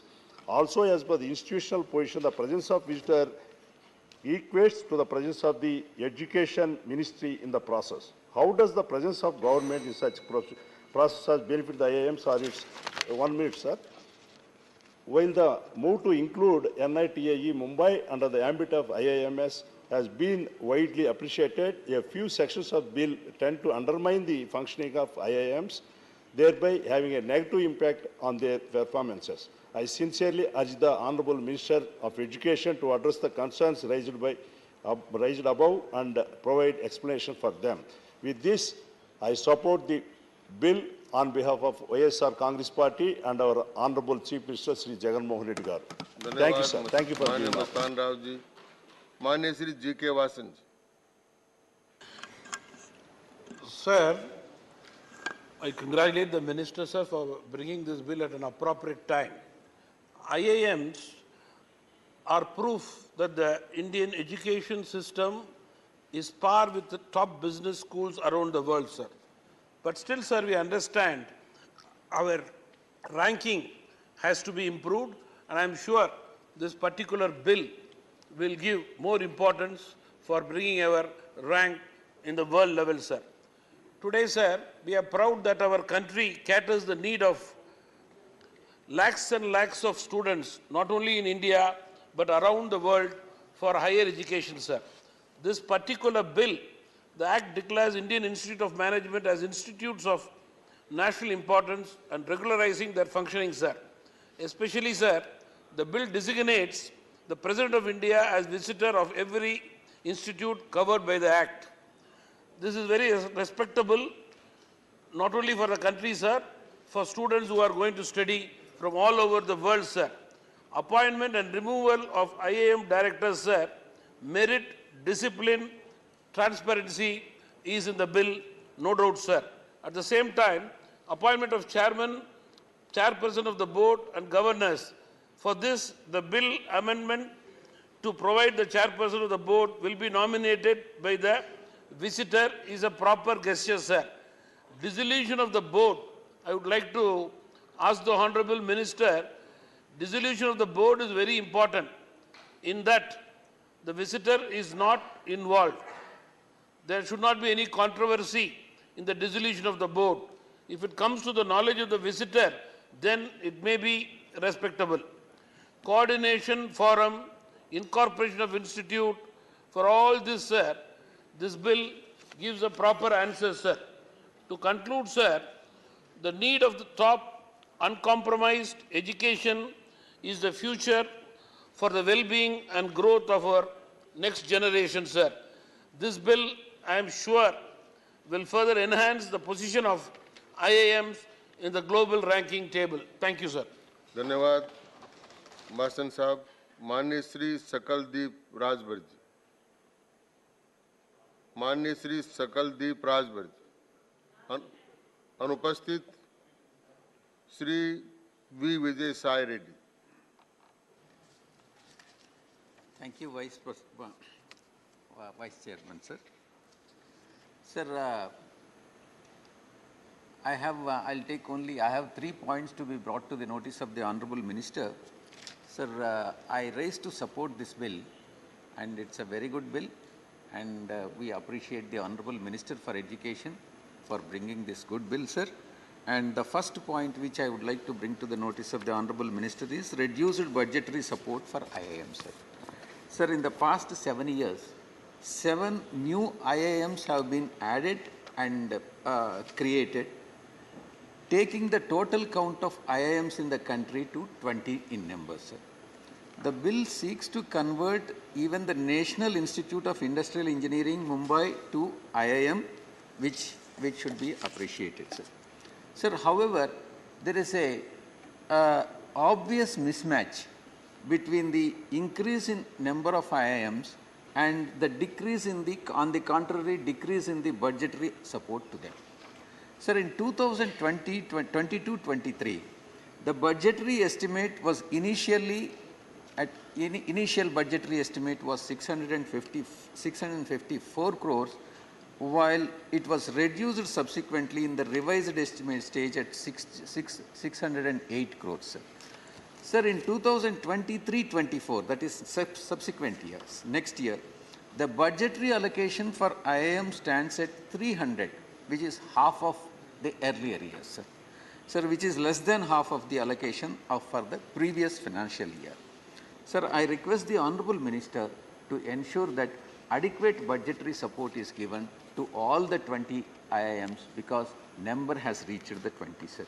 Sir, the next point which I would like to bring to the Honorable Minister's notice is vacancies in IIM, sir. Sir, in March 2023, the close to 500 posts remain vacant in all IIMs across the country. These vacancies are concerning given that the sanctioned strength of IIM stands at 1,500, sir. Out of 1,500, if 500 posts are vacant, and we can imagine the situation and the situation of the students there in IIM, sir. Sir, it is more even concerning that 60% of the posts reserved for OBCs and SC faculty members in IIM remain vacant, and that the number is more than 80 in the case of posts reserved for STs, sir. There is a need to ensure that IIMs are adequately staffed so as to maintain the highest standards of education, sir. In this regard, I would like to make one suggestion to the Honorable Minister.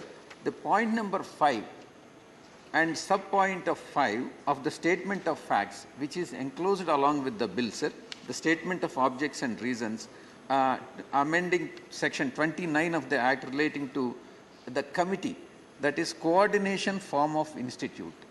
Because my colleague Amar Patnaik ji has raised this point also, sir, and in this regard, my suggestion would be to have a common recruitment board, and this coordination forum of institute comprising of all the members of all 20 institutes can can undertake the exercise of recruiting the adequate number of professors for IIM, sir, for all IIMs and supervisory functions also, sir. And the last point which I would like to bring to the notice of Honorable Minister is domicile quota. The domicile quota which is there in all the law schools is not prevalent in IIMs. So I request the Honorable Minister to meet the local, to satisfy the local students, to ensure that there is a domicile quota be fixed in respect of the students residing in that area. Sir. Thank you very much. धन्यवाद माननीय श्री अब्दुल वहाब, माननीय श्री अब्दुल बहाव अनुपस्थित, माननीय doctor M Thambidurai. Thank you, Vice Chairman, sir, for allowing me to participate in the bill introduced by Honorable Education Minister. That is the amendment bill seeks to further amend the Indian Institute of Management Act 2017 and provides for upgrading the status of National Institute of Industrial Engineering of Bombay, and also the Indian Institute of Management Act 2000 annexed view to declare certain institutions like Ahmedabad and Calcutta as the standard of excellence, national excellence. Sir, welcomable suggestions, sir, welcomable movements as brought. Sir, you know that education is concurrent subject.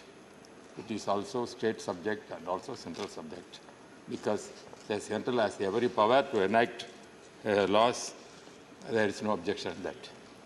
At the same time, our members raise certain issue, especially Vijay Reddy said, when you are establishing this kind of institutions, local students, that local state people must be given the admission process, that given importance. Purely merit if you go, the purpose of establishing serious institution different places as other places, Bangalore, Lucknow, Indore, so many. Prime Minister's ambition is to see that local people also benefited. That is his aim. Modi ji's aim is to see when we are spreading this kind of institutions, the local people has benefited by getting the admissions.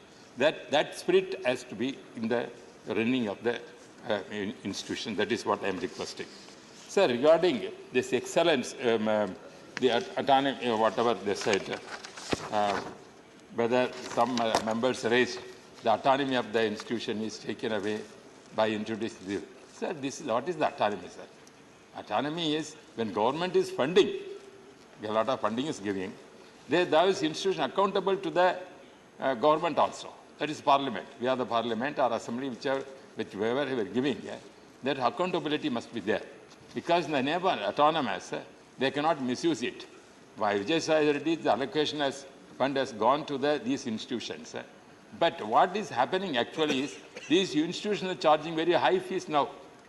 They are collecting high fees.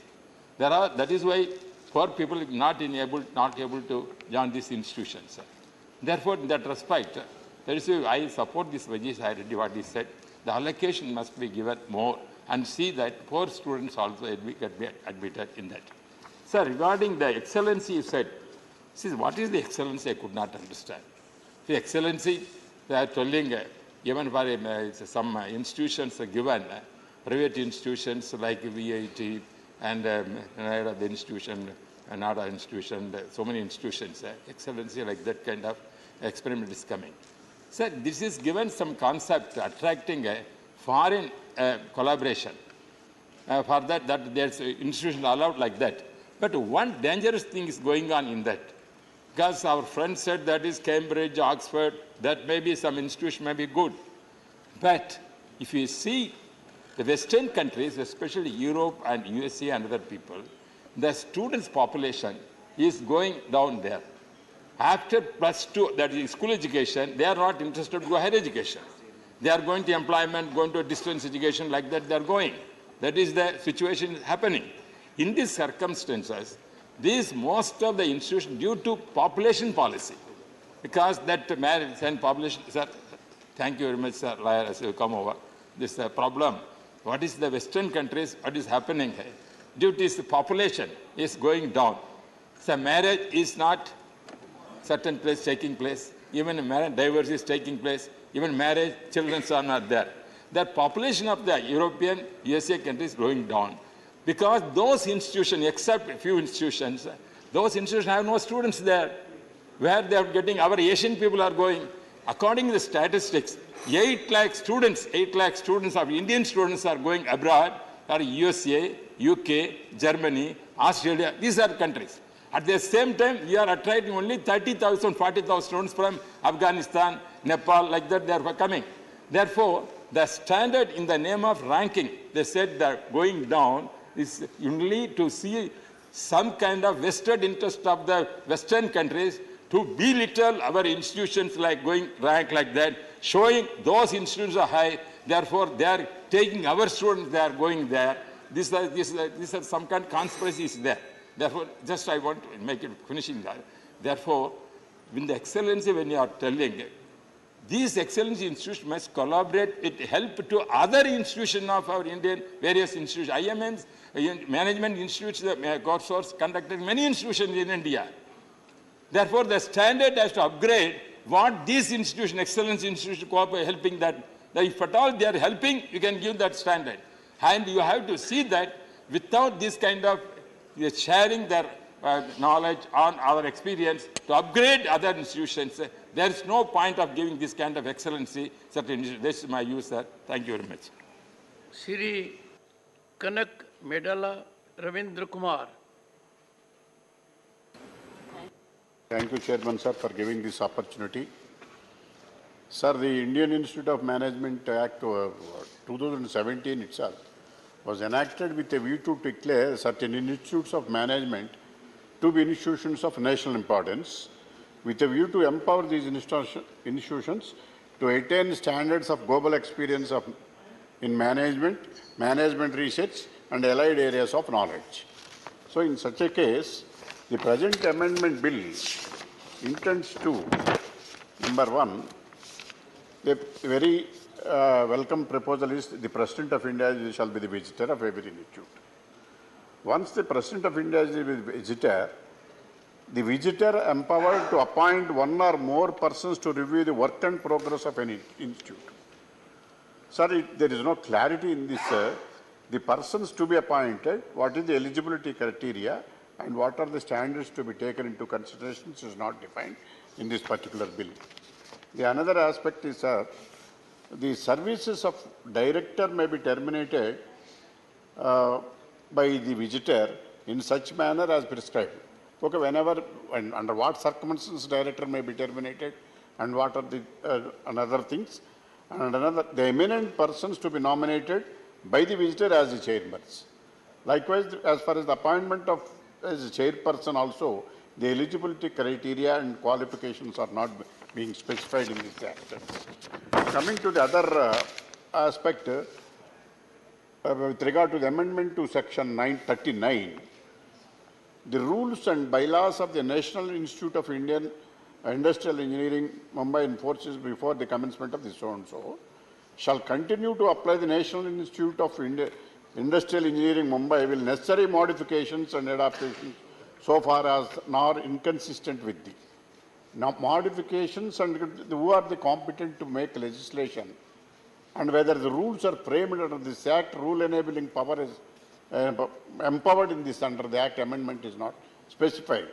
The original Act is not also clear in this aspect. So, apart from that, the standards of the Indian Institute of Management, the faculty has to be improved, vacancies have to be filled up, quality of the standards have to be developed, and necessary number of strength, including the admissions with regard to the local students, and are also to be taken into consideration as far as this institute is concerned. Finally, sir, to amend the section 19 is relating to coordination forum of the institute. What are the functions of the coordination forum, the institute? How to distinguish the functions of the management with regard to the coordination forum of the institute, whether to achieve what subject and object of this amendment act, whether it will serve the purpose are also not clear. It has to be clarified in this. Thank you, sir. I welcome the bill and support the bill. Shri Dharmendra Pradhan to reply the discussion. धन्यवाद अध्यक्ष महोदय। आदरणीय अमर पटनायक जी से लेके रविंद्र जी तक 7 सम्माननीय सदस्यों ने इस बिल का समर्थन किया है। मैं आप सभी को आभार प्रकट करता हूं।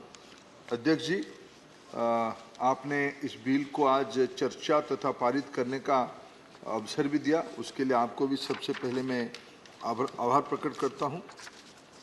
अध्यक्ष जी, ये दो तीन विषय आज की चर्चा के अवसर पे मैं उल्लेख करना चाहूँगा। सभी ने इस विषय का कॉग्निजेंस भी लिया है, सबने उसको समर्थन भी किया है। हमारे देश में 60 दशक से इंडियन इंस्टीट्यूट ऑफ मैनेजमेंट की जो रचना बनी है, जिसको एक पार्लियामेंट्री एक्ट के तहत 2017 में मोदी जी की सरकार, क्योंकि गवर्नमेंट के एक एग्जीक्यूटिव ऑर्डर से, शिक्षा विभाग के एक एग्जीक्यूटिव ऑर्डर से IIM की कल्पना की गई थी, लेकिन एक एक्ट के तहत मान्यता नहीं मिलने के कारण ये डिग्री अवार्डिंग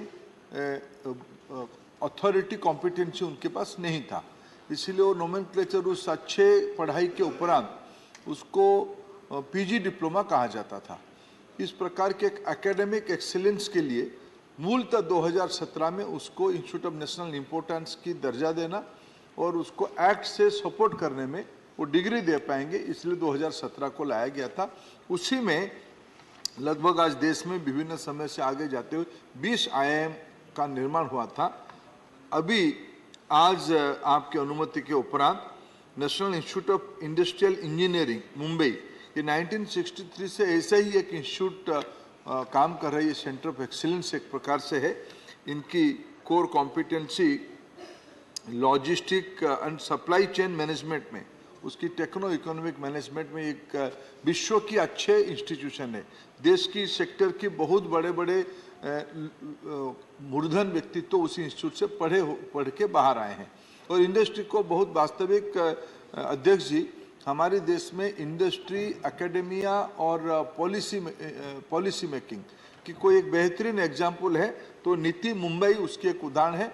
आज आपकी अनुमति के उपरांत भारत सरकार की जो ये पहल है, नीटे भी IIM का एक कैटेगरी में आ जाएगा और हमारी सरकार मुंबई को भारत की अर्थनैतिक राजधानी, फिनेंशियल कैपिटल मुंबई में आज से, जब आपकी अनुमति के उपरांत महामहिम राष्ट्रपति जी का मोहर लग जाएगा, तब हमें एक सौभाग्य मिलेगा, अवसर मिलेगा, मुंबई में भी एक IIM है ऐसे कहने का। और फिर आप शीघ्र ही आप जाएंगे वहाँ की कन्वोकेशन में, और आपने अनुमति दिया तो कन्वोकेशन में भी आपको बुलाएंगे, निश्चित रूप में आपका मार्गदर्शन को मिलेगा।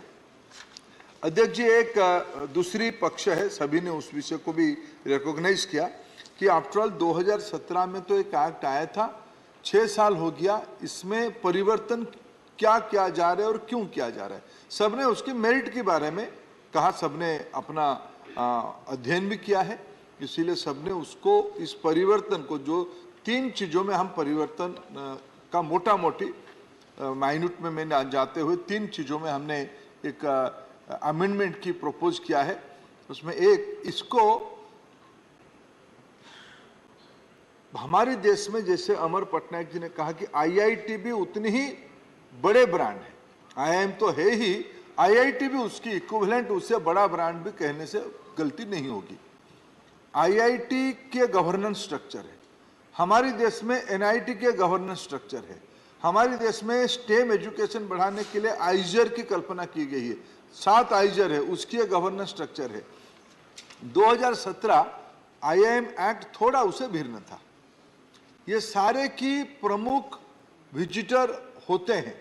हमने इस अमेंडमेंट में प्रपोज किया है IIM का भी प्रमुख विजिटर होंगे, यानी महामहिम राष्ट्रपति महोदय ही होंगे। उनकी दूसरा अमेंडमेंट यह मांग रहे हैं कि पहले जैसे सभी मित्रों ने कहा कि इसकी जो डायरेक्टर की नियुक्ति, उसके ऊपर उसकी जो बोर्ड ऑफ गवर्नेंस बनती थी, बोर्ड जो बनती थी, बोर्ड की मुखिया की नियुक्ति, chairman of the board, board की मेंबर और डायरेक्टर, ये सब सरकारी संस्था होने के उपरांत इनकी अकाउंटेबिलिटी सरकार के साथ नहीं है। इसीलिए IIT में जैसे बोर्ड की गठन, बोर्ड की चेयरमैन की नियुक्ति और डायरेक्टर की नियुक्ति की प्रक्रिया, उसकी एक सेटल प्रक्रिया सारे सेंट्रली फंडेड इंस्टीट्यूशंस की है और सब ऑटोनॉमी के साथ है, सब ऑटोनोमस है, सब एकेडमिक एक्सीलेंस उनकी रहे, इस पैरामीटर्स के साथ है।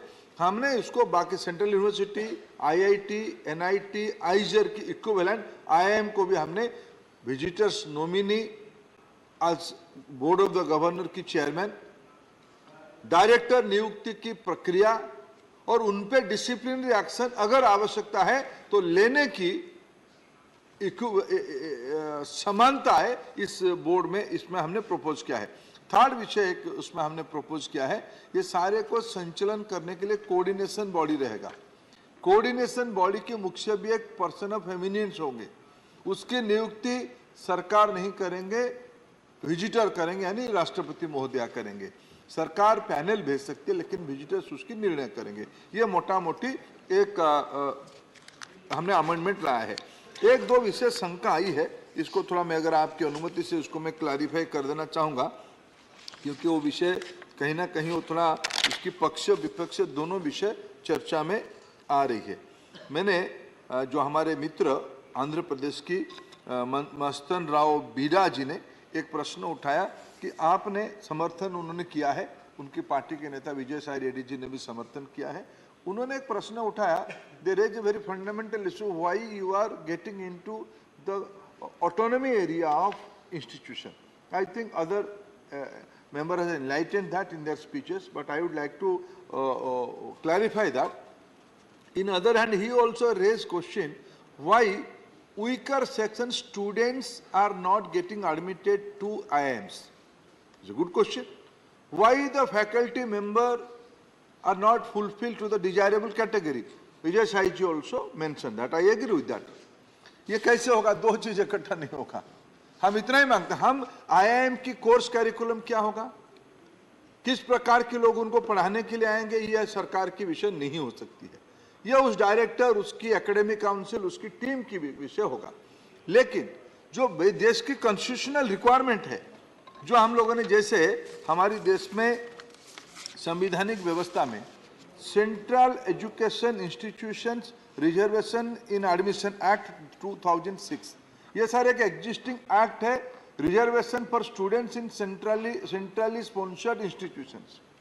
ये आईआईएम में लागू होगा कि नहीं होगा? अगर अकाउंटेबिलिटी रहेगा तो पूछा जाएगा, सर नहीं रहेगा तो हम पूछेंगे किसको? वो कहेंगे हम तो स्वतंत्र हैं, हम ऑटोनोमस है। हमारे मानना है कि ऑटोनोमी आपको दिया गया है एकेडमिक एक्सेलेंस के लिए, गवर्नेंस की अकाउंटेबिलिटी आपको तो रखना ही पड़ेगा। आपने प्रश्न पूछा कि भाई आपकी वैकेंसी इतनी है, ये कई सेंट्रल इंस्टीट्यूशंस की समस्या है। मैं आपको एक आज आपने अवसर दिया, मैं थोड़ा आज पूरा सदन रहता तो एक महत्वपूर्ण बात पे अच्छा चर्चा हो जाता, लेकिन मैं इसको रिकॉर्ड आपकी उपस्थिति में स्टेट करना चाहता हूं। जो लोग कभी सामाजिक न्याय की बात कहते थे, संविधान में कई बार लोग बाबा साहेब आम्बेडकर जी के नाम लेते रहते हैं, रटते हैं। हमें कभी उनको याद करना, दिलवाना चाहिए कि हायर एजुकेशन इंस्टीट्यूशन में एससी, एसटी, ओबीसी और बाद में मोदी जी के द्वारा लाया गया इकोनॉमिक वीकर सेक्शन की आरक्षण सेंट्रल इंस्टीट्यूशन में 2019 तक लागू नहीं था। अध्यक्ष जी, प्रधानमंत्री नरेंद्र मोदी जी ने उसको कल्पना किया, उस ऐतिहासिक गलती को सुधारा और एक आंक लाया, सेंट्रल एजुकेशनल इंस्टीट्यूशंस रिजर्वेशन इन टीचर्स कैडर एक्ट 2019। उसके बाद आज रोस्टर मेंटेन हो रहा है। पहले था दिया तो दिया, नहीं दिया तो नहीं दिया, कोई सामाजिक न्याय का पूरा करने की कोई कॉन्स्टिट्यूशनल एक्ट सपोर्टेड व्यवस्था नहीं थी।